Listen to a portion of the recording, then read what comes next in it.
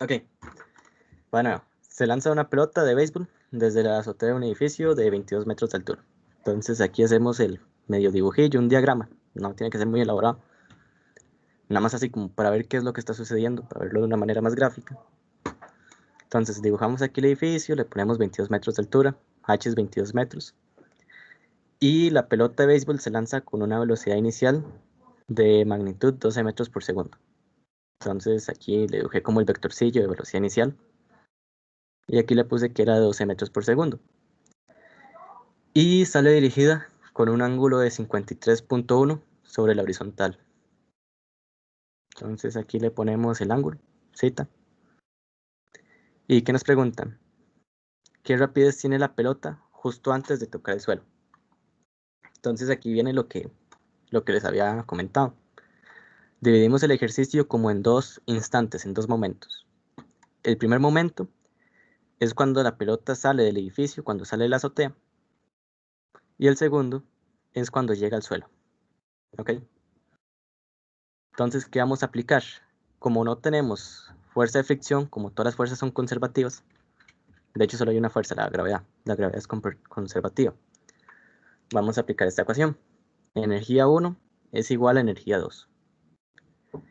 Ahora, otra cosa importante que hay que hacer es definir nuestra altura de referencia, que es la altura a partir de la cual vamos a medir la altura de los demás objetos. Aquí yo escogí aquí el suelo del edificio. Aquí de hecho le hice una rayilla y le puse referencia. Entonces, la altura a la que estaría la pelota de béisbol en el instante 1 sería 22 metros. Y cuando esté en el instante 2, que es cuando llega al suelo, la altura sería 0. Ok, comenzamos a desarrollar las ecuaciones.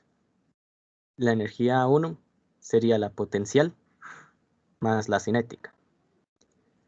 Y la energía 2 sería la potencial en 2 más la energía cinética en 2. Nada más ir sustituyendo, ¿verdad? La energía mecánica es potencial y cinética. Ahora, como en el punto 2 el objeto está sobre la referencia, la altura es 0, no puede tener potencial gravitatoria, sería 0. Entonces de una vez podemos ir cancelando eso. La energía potencial en 2 sería 0. Y nos va a quedar que la energía potencial 1, que es mg por h, más la energía cinética, que es un medio de la masa por la velocidad en 1 al cuadrado, es igual a la energía cinética en 2, que sería un medio de la masa por la velocidad en 2 al cuadrado. Ahora vean que tenemos masa en todos los términos de la ecuación. Entonces podemos cancelarla y ya tener una variable menos.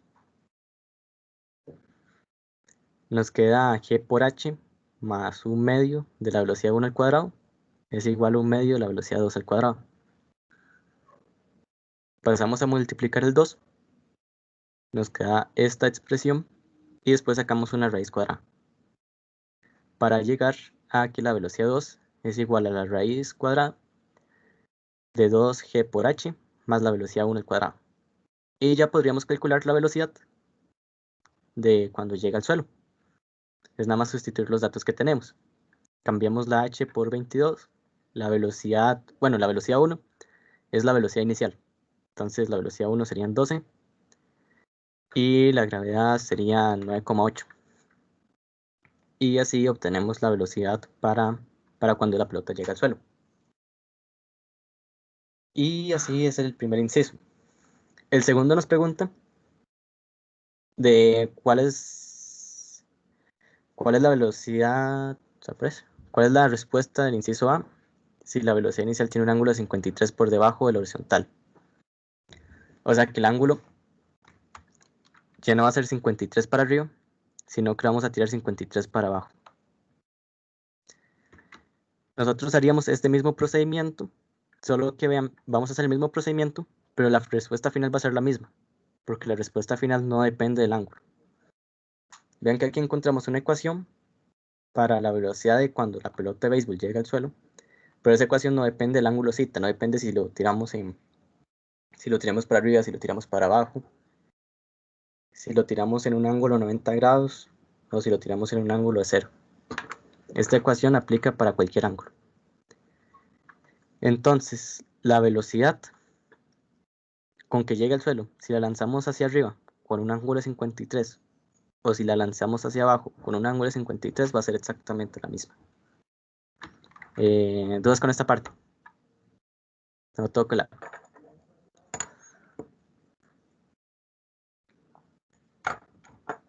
Ok.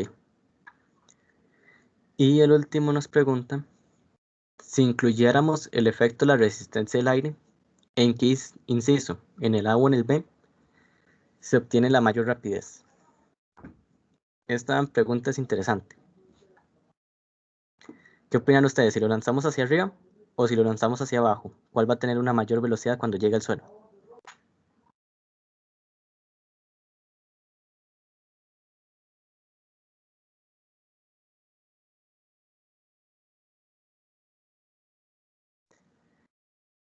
Ok. Eso lo podemos hacer de esta forma. Si incluimos la fuerza de resistencia del aire, la fricción del aire, tendríamos que utilizar esta otra ecuación. Cambio la energía mecánica es igual al trabajo de las otras fuerzas. En este caso, la otra fuerza sería la fricción. Cambio la energía mecánica es la energía mecánica en 2 menos la energía mecánica en 1. Y el trabajo de la fuerza de fricción es menos la fuerza de fricción por el desplazamiento. Y si pasamos a sumar la energía 1, nos queda que la energía 2 es igual a la energía 1 menos el trabajo de la fuerza de fricción, F por S. Vean aquí que cuando nosotros lo lanzamos hacia arriba, va a recorrer una mayor distancia. Vean que tiene que subir y volver a bajar. En cambio, si lo lanzamos hacia abajo, solamente va a bajar, va a llegar más rápido al suelo, va a llegar más rápido y va a recorrer una distancia mucho menor. Entonces vean qué sucede aquí si cambiamos las distancias. Si aquí aumentamos la distancia, el desplazamiento, este F por S se va a hacer más grande. Y entonces a la energía 1 le estaríamos restando algo mucho más grande, entonces nos va a dar algo mucho más pequeño. Y por lo tanto la energía cinética disminuiría. Aquí lo podemos ver mejor, aquí lo puse ahí como en condiciones.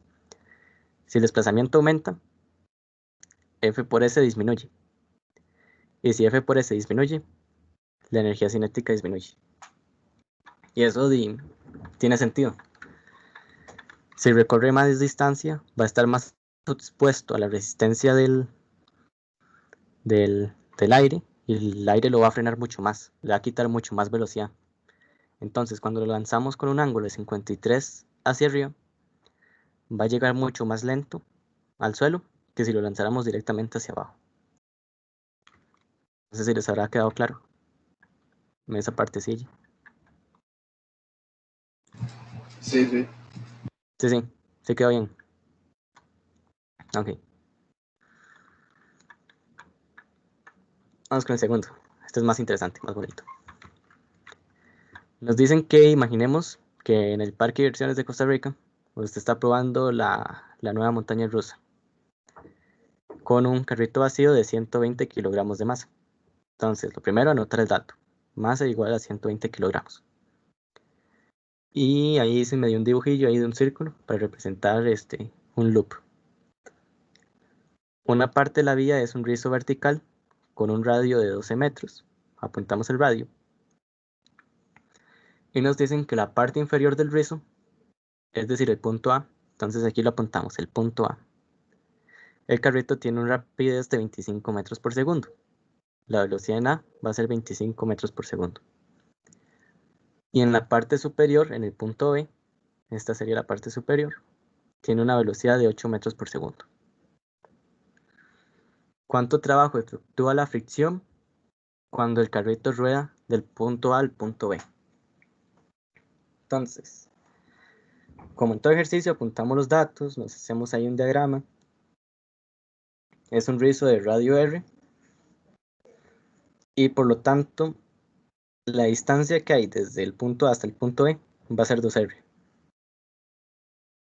Sería desde Desde la circunferencia hasta el centro tenemos un radio, y desde la circunferencia hasta el otro lado tenemos otro radio. R más R, 2R. Escribimos la referencia para las alturas, que lo más sencillo es siempre escoger el suelo. Ustedes podrían escoger aquí como la mitad del rizo y tener aquí una potencial negativa y una potencial positiva, pero la verdad es mejor escogerlo aquí. Así no nos tenemos que preocupar por una potencial. Y como nos dicen cuánto trabajo efectúa la fricción, significa que hay que considerar la fricción y por lo tanto usamos esta ecuación. Ok. El cambio de la energía mecánica es igual al trabajo de otras fuerzas. El cambio de la energía mecánica es final menos inicial. En este caso, el final es B menos el inicial, que es A. Eso es lo que hacemos en este primer paso. Y el trabajo de otras fuerzas es el trabajo de la fuerza de fricción. Ahora, la energía mecánica en B. No tenemos resortes, entonces no hay que considerar energía potencial elástica. Únicamente habría que considerar energía potencial y energía cinética. Entonces, la energía mecánica en B sería la energía potencial en B, U sub B, más la energía debida al movimiento, la energía cinética en B, menos la energía mecánica en A. La energía mecánica en A sería únicamente energía cinética. ¿Por qué energía potencial no? Porque nuestra referencia pasa por A. Significa que en A la altura es 0, y como la altura es 0, no hay energía potencial gravitatoria. Y esto tiene que ser igual al trabajo de la fuerza de fricción. Después lo que hice fue sustituir las ecuaciones. La energía potencial en B se puede calcular como mg por hb. La energía cinética en B se puede calcular como un medio de la masa por la velocidad en B. Y la energía cinética en A, bueno, menos la energía cinética en A, sería menos un medio de la masa por la velocidad en A. Después le di vuelta, pasé la fricción para este lado y estos términos para el otro lado. La fricción para la izquierda y esta expresión a la derecha. Y cambiar la altura. La altura en B, desde la referencia, vean que va a ser 2R. Entonces esta HB la podemos cambiar por 2R. Y a esta expresión lo que hice fue sacar un medio de la masa a factor común para que se viera más bonito. Nada más lo sacamos a factor común, nos queda un medio de la masa por la velocidad en B al cuadrado menos la velocidad en A al cuadrado. Y después lo que sigue es sustituir datos. Ya todos los datos los tenemos, ya podemos calcular la fricción en B. Bueno, el trabajo de la fuerza de fricción en todo el recorrido. Masa de 120, la gravedad es 9.8, 2 veces el radio, que es 12, más un medio de la masa, 120, por la velocidad en B, que es 8 al cuadrado, menos la velocidad en A, que es 25 al cuadrado. Y esto lo meten en la cálculo y obtienen el resultado, menos 5.436 joules. Nos dio negativo, pues tiene sentido, porque el trabajo de la fuerza de fricción siempre es negativo. Entonces, si nos diera positivo, deberíamos preocuparnos y ver qué hacemos, porque no debería dar positivo. Y eso sería. ¿Alguna duda con este ejercicio? Si no, continuamos. Ya solo nos quedan dos con resortes.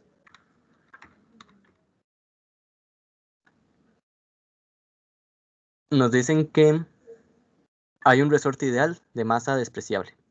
Esto es importante porque si tenemos que considerar la masa del resorte, se vuelve un toque complicado. Entonces, mejor que nos los den así, con masa despreciable. Y dice que tiene 12 centímetros de longitud cuando nada se une a él, que sería como en el caso 1. En el caso 1 tenemos el resorte ahí colgado y nada se une a él. Entonces le ponemos que la posición en 1, qué tan largo, qué tan estirado está el resorte son 12 centímetros. Y nos dicen, cuando usted cuelga un peso de 3.15 kilogramos, el resorte aumenta de longitud. Y obvio, si le estoy poniendo un peso, el mae se va a estirar. Y cuando medimos la distancia, son 13.40 centímetros. Me faltaron las unidades. Si usted quisiera almacenar 10 joules de energía potencial en este resorte, ¿cuál sería su longitud total? Suponga que sigue cumpliendo la ley de Hooke. Ok, ¿qué hacemos en este ejercicio? Primero, queremos calcular qué tan largo tiene que ser el resorte para que tenga 10 joules de energía potencial del resorte. Entonces, lo primero que deberíamos pensar en utilizar es la ecuación de energía potencial para un resorte, que es precisamente esta. Energía potencial elástica es igual a 1/2 de K por X al cuadrado. ¿Y qué datos tenemos de este ejercicio? Sabemos que la energía potencial elástica debe ser 10 joules. ¿Qué tanto se tiene que estirar el resorte? Eso es lo que queremos averiguar. Lo único que nos faltaría es el K. Y el K, para poder calcularlo, vamos a tener que aplicar leyes de Newton. Tomamos el segundo caso, que es el más sencillo, y le hacemos un pequeño diagrama de cuerpo libre a la masa. Nos queda la fuerza del resorte para arriba y el peso hacia abajo. Entonces, como el objeto está estático, podemos hacer sumatoria de fuerzas en Y, aplicando primera ley de Newton, que nos quedaría la fuerza del resorte menos el peso igual a 0. De aquí podemos despejar la fuerza del resorte. Nos queda que la fuerza del resorte es igual a la fuerza del peso. Obvio, se tenían que cancelar. Y la fuerza del resorte es K por X. Este X va a ser qué tanto se estiró el resorte. Es como un cambio en X. ¿Cómo calculamos este X? Este X representa qué tanto se estiró. Entonces, si en el punto 1 medía 12 centímetros y en el punto 2 medía 13.4, ¿qué tanto se estiró? Va a ser la resta de estos dos. No sé si lo ven. Es como el cambio en la longitud. Si aquí medía 12 y aquí medía 13.4, ¿qué tanto se estiró? Es la diferencia. Entonces yo aquí lo saqué. X va a ser igual a 13.4 menos 12. Y esto lo divide entre 100 para tenerlo en metros, porque vean que aquí nos lo daban en centímetros. Y nosotros siempre es mejor trabajar con el SI, para no tener problemas. Cuando lo dividimos entre 100 es para pasarlo a metros, y nos queda 0.014 metros. Y ya de aquí podemos encontrar el coeficiente K del resorte. Masa 3.15, nos lo da el enunciado. Gravedad es 9.8, dividido entre qué tanto se estiró el resorte, que sería 0.014. Y esto nos va a dar 2205 newton por metro. ¿Para qué hicimos esto? Para poder encontrar el K, que no lo teníamos. Si hubiéramos tenido el K, el ejercicio hubiera sido muy sencillo, es nada más aplicar esta fórmula. ¿Y ahora qué hacemos? Despejamos el X. Pasamos el 2 a multiplicar. Pasamos el K a dividir. Y al X cuadrado, bueno, a ambos lados de la ecuación, vamos a sacar una raíz cuadrada. Cuando le hacemos la raíz cuadrada de X al cuadrado es X. Y nos va a quedar que es igual a la raíz de esta expresión. Y ahora lo que queda es sustituir los datos. 2 por la energía potencial elástica, que sería 10, nos lo decía el enunciado, dividido entre K, que lo encontramos con leyes de Newton, y obtenemos el resultado. Que X se debe estirar 0.095 metros para que la energía potencial sean 10 joules. Y 0.95 metros es 9.5 centímetros. ¿Cómo vieron este ejercicio? Complicadillo, enredado. ¿O todo bien? A mí me costó un toque hacerlo.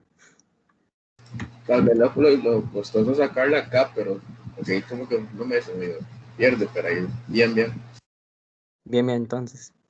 Es básicamente eso. Nos dicen que se quiere que la energía potencial del resorte sean 10 joules. Entonces, utilizamos la fórmula de energía potencial del resorte, pero nos encontramos ese pequeño problema, que no conocemos K. Entonces, toca hacer leyes de Newton. Encontramos el K y el cuidadillo de tener X en metros y que X es la diferencia. ¿Ok? Y por último tenemos este. Nos dicen que hay un bloque de 2.5 kilogramos sobre un piso horizontal y está sujeto a un resorte horizontal. Entonces lo dibujamos de esta manera. No era como el otro, que era vertical y estaba colgado al techo. Este está pegado a una pared porque nos dicen que es horizontal. Y nos dicen que inicialmente está comprimido 0.03 metros. Entonces aquí ponemos x1 es igual a menos 0.03 metros. El menos es porque está comprimido. Cuando el resorte se comprime, el X es negativo y cuando se estira es positivo. Nos dicen que el resorte tiene una constante de fuerza de 840. El coeficiente de fricción cinética entre el piso y el bloque es 0.40. ¿Y qué nos dicen? El bloque y el resorte se liberan a partir del reposo y el bloque se desliza por el piso. Entonces, vamos a verlo aquí más cerca para que sea más claro. El resorte está comprimido, entonces el resorte quiere estirarse. Quiere tirar el cuerpo hacia la derecha. Y nos dicen que calculemos la velocidad cuando el bloque recorrió una distancia de 0.02 metros. Entonces, de aquí del punto 1 al punto 2 hay 0.02 metros. Y lo que queremos encontrar es la velocidad aquí en el punto 2. Igual que en los otros ejercicios, el punto 1, que era cuando está en reposo, y el punto 2, con la velocidad que queremos encontrar. Entonces, nos dicen que el bloque recorrió una distancia de 0.02. Se lo ponemos aquí. El S es igual a 0.02 a partir de su posición inicial. En este punto el resorte está comprimido 0.01 metros. Eso es un dato extra. Nosotros lo podíamos sacar. Menos 0.03 más 0.02 menos 0.01. Pero edito bien. Ahí confirmamos que está bien. Ahora, tenemos fuerzas de fricción. Entonces, cuando tenemos fuerzas de fricción, hay que pensar en dos cosas. En encontrar la normal. Y en el caso de este ejercicio, que es de energía, hay que trabajar con esta ecuación. Cambio la energía mecánica es igual al trabajo de otras fuerzas. Okay, para encontrar la normal, hacemos un diagrama de cuerpo libre, normal hacia arriba, peso hacia abajo, sumatoria de fuerzas en Y es igual a normal menos el peso, y esto tiene que ser igual a 0. Entonces la normal va a ser igual a masa por gravedad. Ese es el primer paso para calcular la normal. Y el segundo es ya la ecuación de fuerzas. Tenemos que la ecuación de fuerzas es energía en 2 menos la energía en 1. Energía final menos inicial. Final menos inicial. Y esto es igual al trabajo de otras fuerzas. El trabajo de las otras fuerzas que afectan, que son disipativas, son únicamente la fricción. Como les había dicho muchas veces, este trabajo de otras fuerzas se va a limitar al trabajo de la fuerza de fricción. Ahora, la energía mecánica en 2 va a ser la energía cinética debido al movimiento más la energía elástica. ¿Por qué consideramos la energía elástica todavía? Porque nos dicen que cuando ha recorrido 0.02 metros, en este punto el resorte todavía está comprimido 0.01. Es decir, aquí el resorte todavía está ejerciendo alguna fuerza hacia afuera. Entonces tenemos que seguirla considerando. La energía cinética en 2 más la energía del resorte en 2. Y a esto le vamos a restar la energía cinética en 1. La energía cinética en 1 sería únicamente la fuerza del resorte. La cinética no, porque nos dicen que se libera del reposo. Y el trabajo de la fuerza de fricción sería A menos F por S. Continuamos desarrollando las fórmulas. La energía cinética en 2 es 1/2 la masa por la velocidad en 2 al cuadrado. La energía potencial elástica, fórmula, 1/2 de K por X al cuadrado. Y la energía elástica en 1 menos 1/2 de K por X1 al cuadrado. Y aquí la fuerza de fricción, como lo habíamos visto en leyes de Newton, es el coeficiente de fricción por la normal. Entonces eso lo podemos cambiar. Podemos cambiar F por coeficiente de fricción por normal. Ahora nos están preguntando por la velocidad en 2. Entonces eso es lo que deberíamos ir buscando para despejar. Nosotros tenemos que encontrar la velocidad en 2, entonces eso es lo que tenemos que despejar. ¿Qué podemos hacer? Podemos pasar estos dos términos a restar y sumar del otro lado. Entonces tomamos 1/2 de K por X2 al cuadrado y lo pasamos a restar.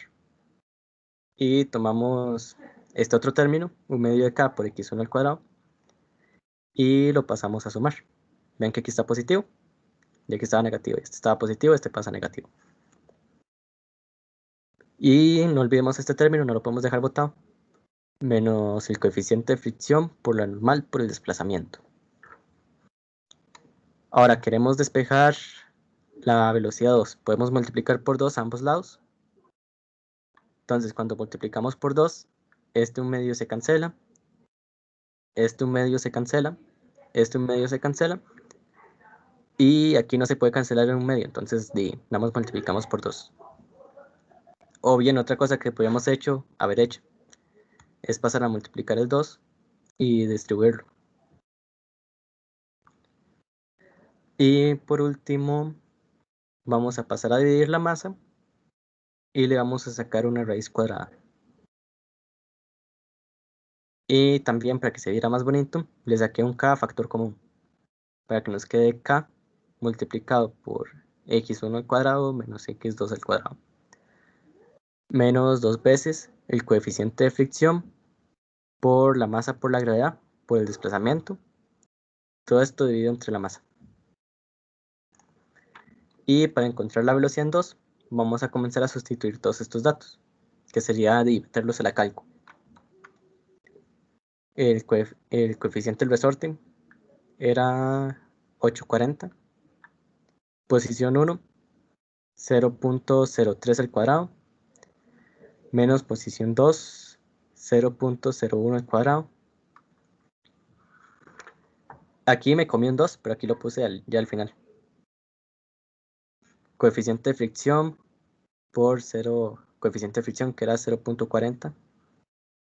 La masa 250, la gravedad 9.8.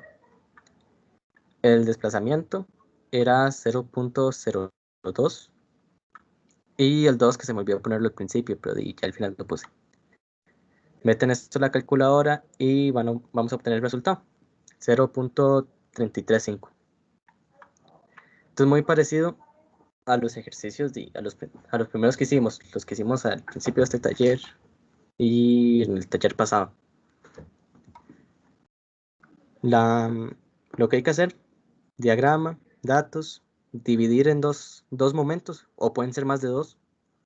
En algunos ejercicios pueden haber hasta 3 o 4, pero usualmente no salen en quizzes ni exámenes porque son extremadamente largos. Y hacemos las fórmulas.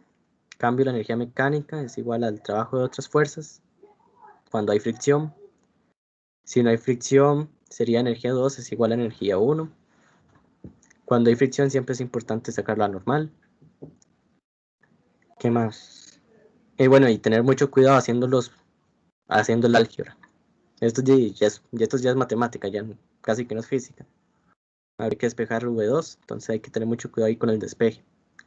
Los signos, pasar a multiplicar, cancelar bien, cuando se hace un factor común.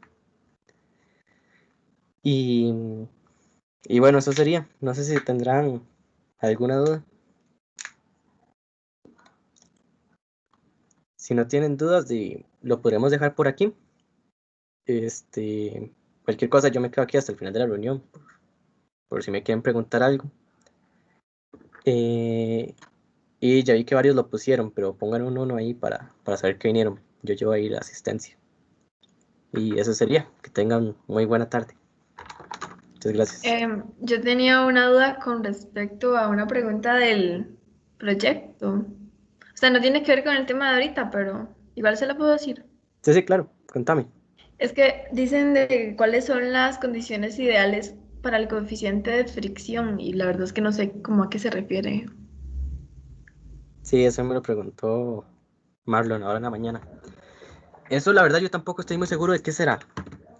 Pero me imagino que es, por ejemplo, que para la fricción nosotros no consideramos el área de contacto. Yo creo que yo se los había dicho, que entre mayor área de contacto hay entre el cuerpo y la superficie, la fricción aumenta, pero nosotros en física no lo tomamos en cuenta. Otra cosa sería también que la fricción depende únicamente de la naturaleza de los cuerpos. No es lo mismo un trozo de caucho en madera, la fricción que generan esos dos cuerpos, a porcelana y madera, por así decirlo. Y que depende de la normal, exclusivamente la normal y el coeficiente de fricción. Eso es lo que yo pondría, pero la verdad no estoy muy seguro. De hecho, podría preguntarle al profe para estar más seguros de qué es lo que se refieren y ahí les mando al grupo. Ah, ok. Sí, Sí, muchas gracias. que alguna otra duda?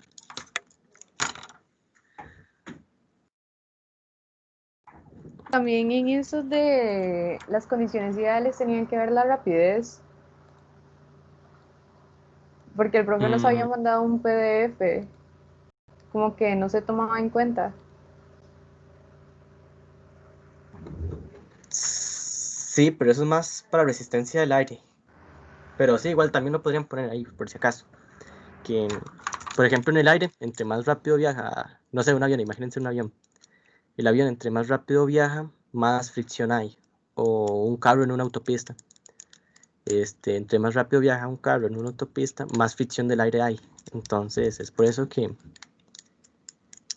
se dice que no es muy económico manejar a más de 90 kilómetros por hora, porque a partir de 90 kilómetros por hora, la fricción aumenta muchísimo y entonces el carro gasta más gasolina. Pero sí, voy a preguntarle al profe, ¿sí podrían poner eso? Y ahí les mando una respuesta más concreta y más segura. Se los mando ahí al grupillo de Telegram. Está bien, gracias.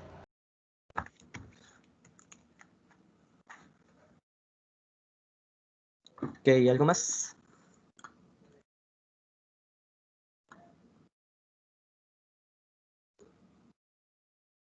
De mi parte no, eso sería todo, gracias.